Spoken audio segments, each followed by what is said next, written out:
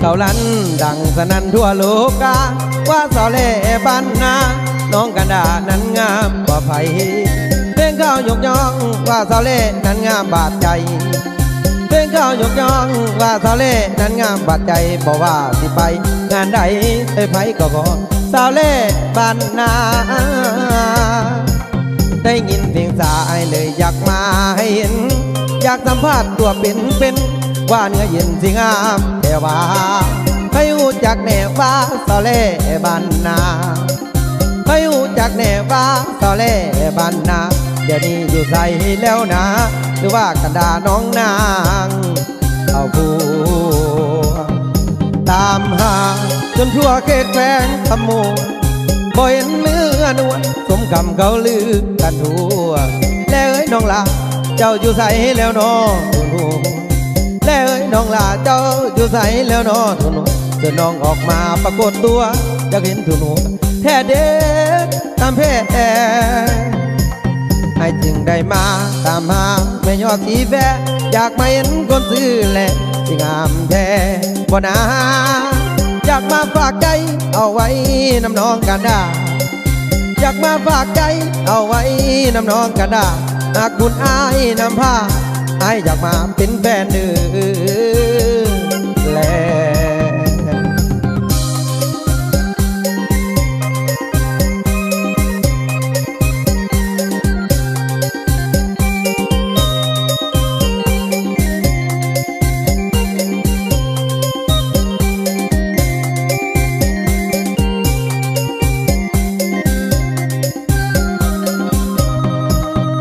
ตามหา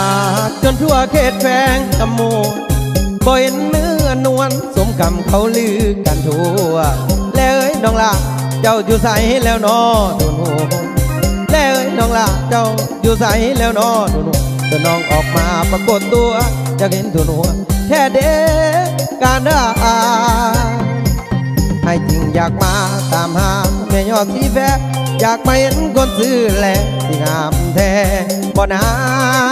อยากมาฝากใจเอาไว้น้ำน้องกันดาอยากมาฝากใจเอาไว้น้ำน้องกันดาหากคุณอายนำพาอายอยากมาเป็นแฟนเด้อแล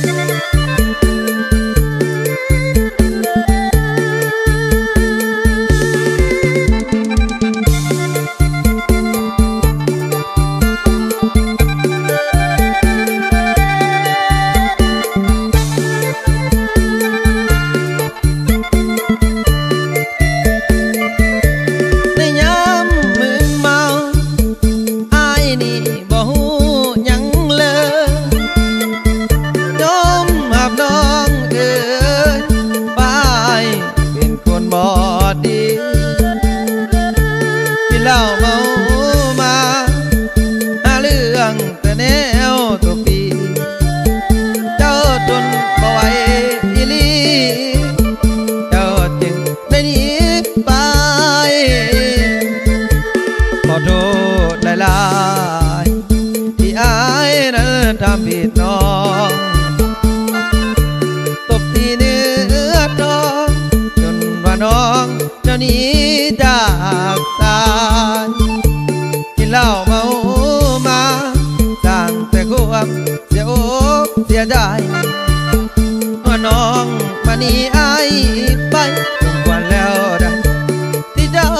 จากลา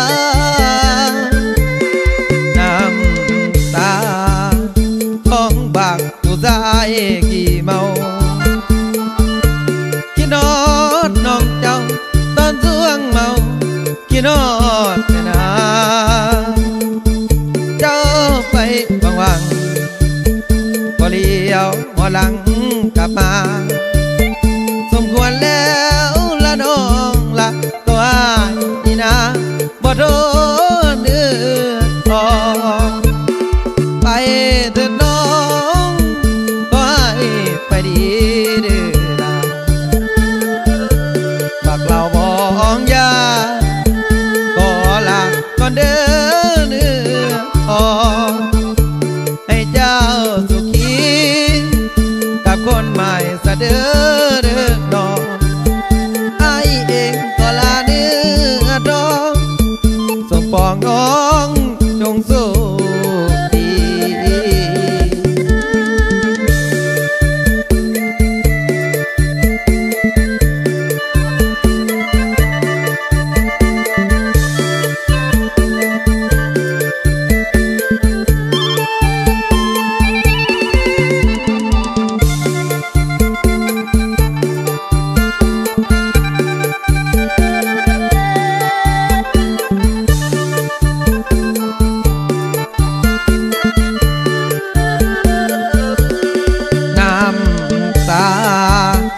ของบักผู้ชายขี่เมา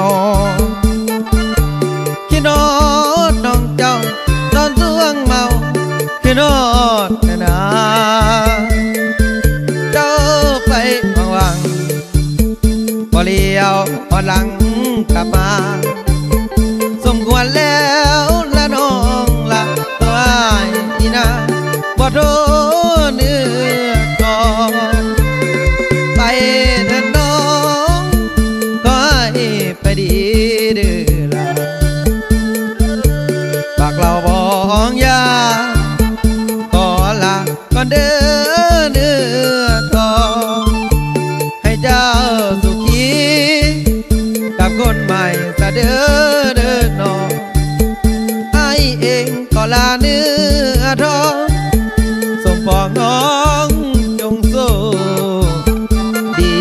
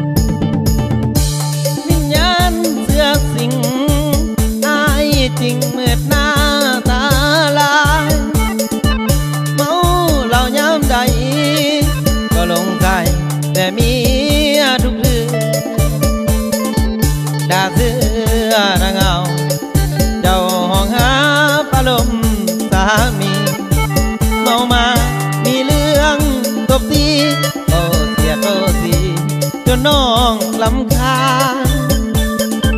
เพื่อนรุ่นเดียวกันมีบ้านมีเงินมีคำเมาประจำก็นำซ้ำจิตใจซ้ำมาเป็นสร้างเท่านักเสาหลักกำพร้าครอบครัวเงินสาร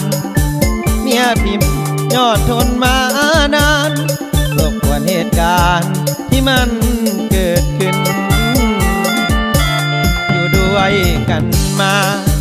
แบ่งทีมบอกเคยพอนะเจ้านี้ดีแล้วแก้วตาให้คิดว่าไอ้เป็นผู้บักเหล่ายาดองก็หวังขอให้น้องกลับคืนไปดีเดิดแม่ควันยืนอดีตกำกืนของคนขี้เมาในน้ำผัวเก่าสิเอาน้ำเมาล้างหน้าให้เจ้าไปซาไปทางหน้าอาจดี ว่าเก่ากันได้ผัวใหม่ให้เงินทองนั้นเต็มกระเป๋าอย่าให้ได้ผัวขี้เมาให้เจ้าหาเอาผู้ดีกว่าอาย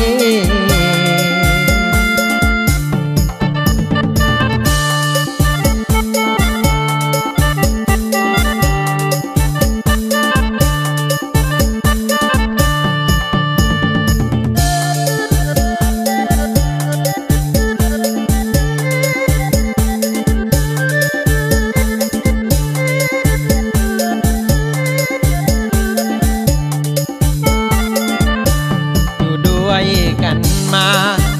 แต่งพิมพ์บอกเคยพอเจ้านี่ดีแล้วแก้วตาให้คิดว่าไอ้เป็นผู้อื่นบักเหล่ายาดองก็หวังทองให้น้องกลับคืนไปดีเลิศแม่ควันยืนอดีตกำกืนของคนขี้เมาเก่าสิเอาน้ำเมาล้างหน้าให้เจ้าไปซาไปทางหน้าอาจดีกว่าเก่าฉันได้ผัวใหม่ให้เงินทองนั้นเต็มกระเป๋าอย่าให้ได้ผัวขี้เมาให้เจ้าหาเอาผู้ดีกว่าอาย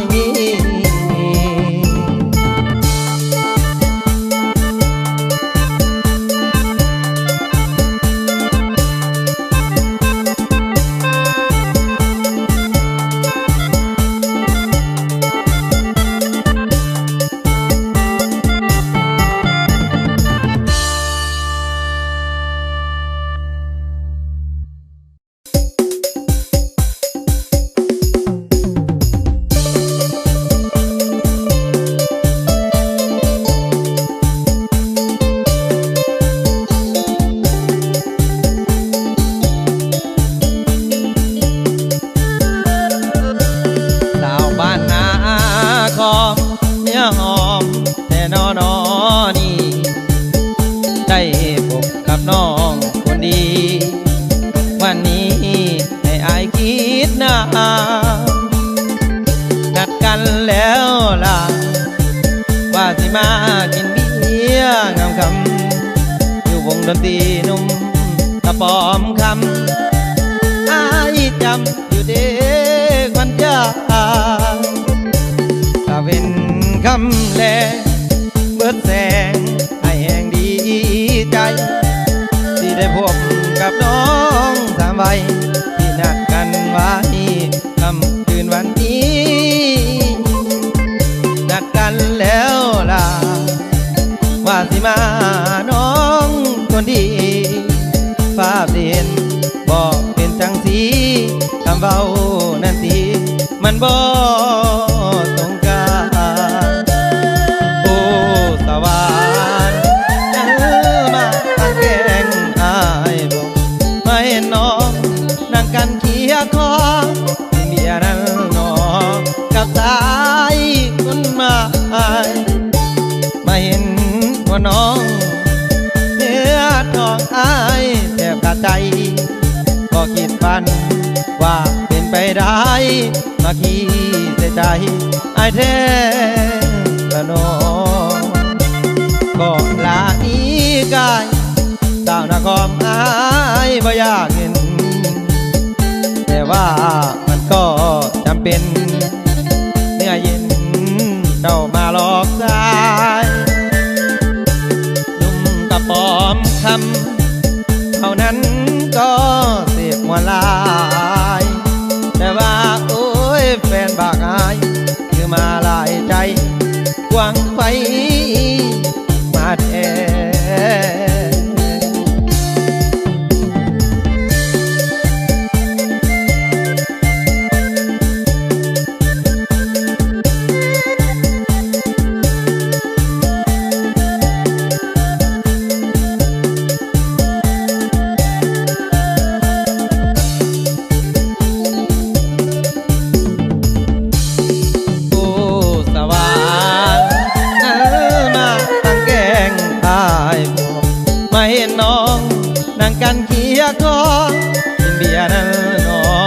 กับสายคนมาไม่เห็นว่าน้องเนื้อทองอายแทบขาดใจบอกคิดฝันว่าเป็นไปได้มาคิดแต่ใจอายแท้ละน้องก็ลานี้กายสาวนครอายบ่อยากเห็นแต่ว่ามันก็จำเป็นเนื้อเย็นเจ้ามาหลอกสายนุ่ม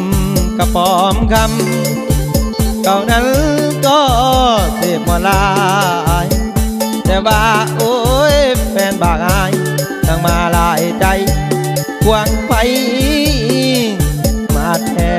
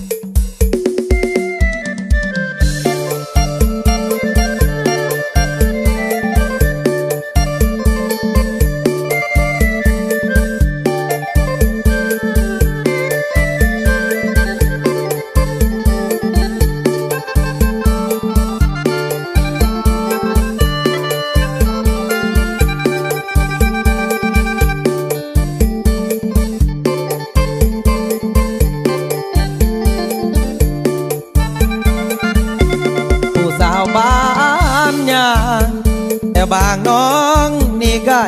บ้านน้องไปทำงานอยู่ที่เมืองกรุงวิลาลืมแล้วบ่ลาบุญกองข้าวบ้านเจ้าพี่กายน้องเคยบอกหักกับอายตามไว้น้องลืมแล้วทีตกมาปีนี้บ่อยละคนดีคือเก่าบ่อยหาน้องเจ้าแม้แต่เงาน้องก็บ่มีอย่าได้เดล่ะให้ลงคอยวันนี้ทั้งปีแต่ว่าพอถึงวันนี้คนดีบ่อยนอดอายคอยปล่อยสาวบัญญังคนงามให้มาก็คอยถามตาดำใบลี่อยู่ใส่ดื่มแล้วบ่ลาเจ้าสัญญากับไอ้ปีกายคุณปีหน้าไปเหนื่อยทำเบาสบายคือใจอยู่นะน้ำตาไอไหลลิ้นลงสองแก้มเมื่อสองตาแนมเห็นคนควงคู่กันมาเท่าเคียงคู่กันยิ้มแย้มสุขสันต์โสภาส่วนตัวของอายนี่นะปล่อยหาสาวบ้านยางบอกมี